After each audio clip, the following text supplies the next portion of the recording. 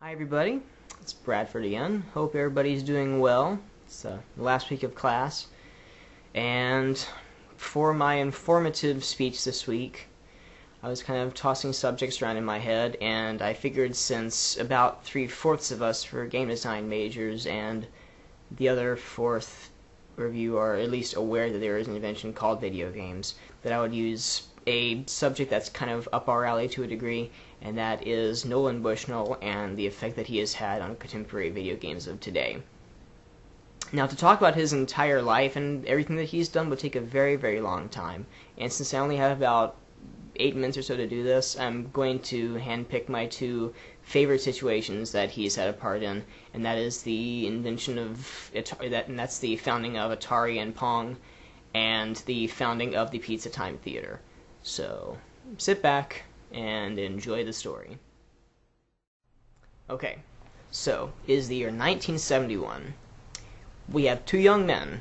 We have Nolan Bushnell, who's recently graduated from Utah State University, and a friend, Ted Dabney, who founded the company called Syzygy.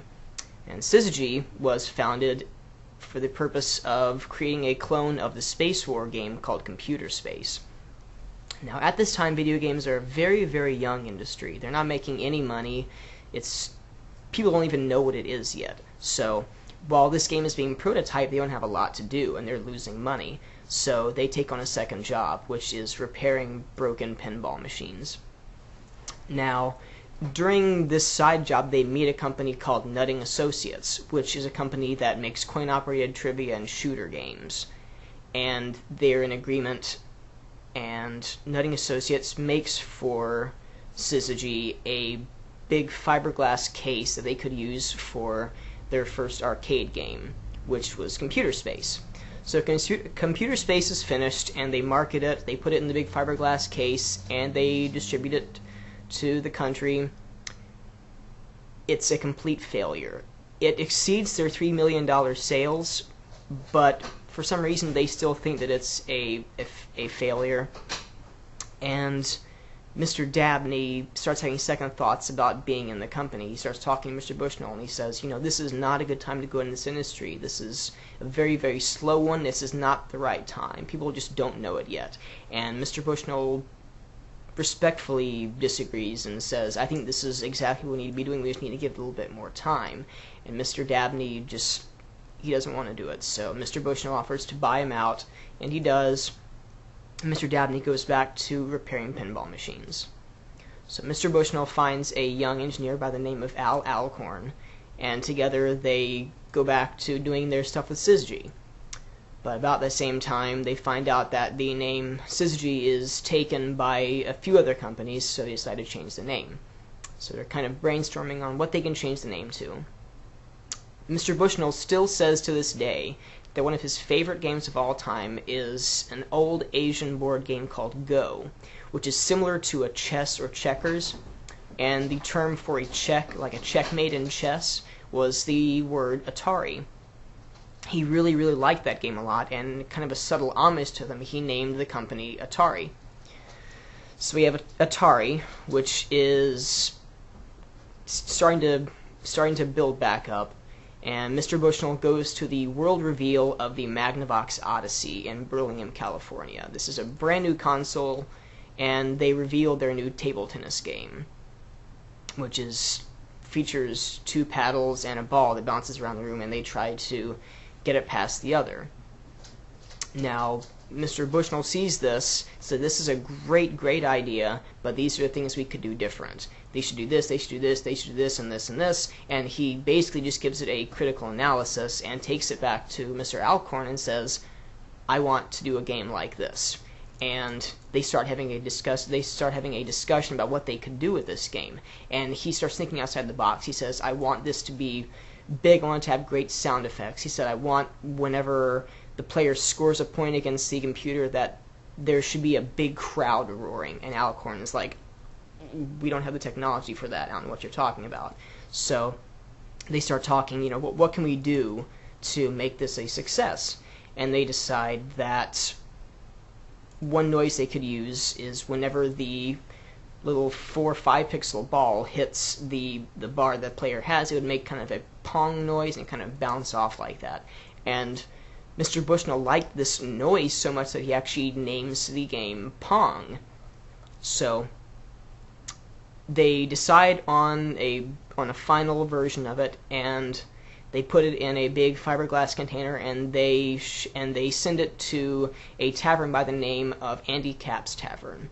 So this is the first arcade game, basically, and they're not really sure how it's going to go. Mr. Alcorn has mixed feelings. He thinks it's not going to be really successful, and the owner of the tavern calls them up and says, this thing is broken.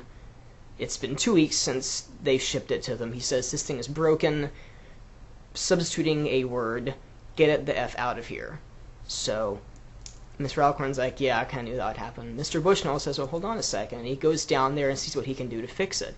He finds out that it's not broken. It is just chock full of all these coins, and it just can't operate. So he decides, this is a big thing.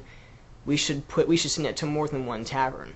So, and it turns out he was right, and the company, based on that one game, makes about $2 billion in the U.S. in about a year, and it's still considered to this day the fastest growing company in history. And it just is making all this money. Things are going really, really great. And after Atari is formed, but before Pong kind of takes control, Mr. Bushnell and Mr. Alcorn form a pizza parlor called the Pizza Time Theater, which was an engine mainly to show off Atari's games in the arcade. It was a place where kids could come and eat some crappy pizza and basically play their video games. So before Pong came out, it obviously wasn't very popular, so it was losing money. So a company called Warner Communications offers to buy it from them. And Mr. Bushnell feels kind of bad, but he says, okay, take it away. So after Pong is made and they're making all this money, he goes to Warner Communications and says, I want my company back. And they said, well, I don't know.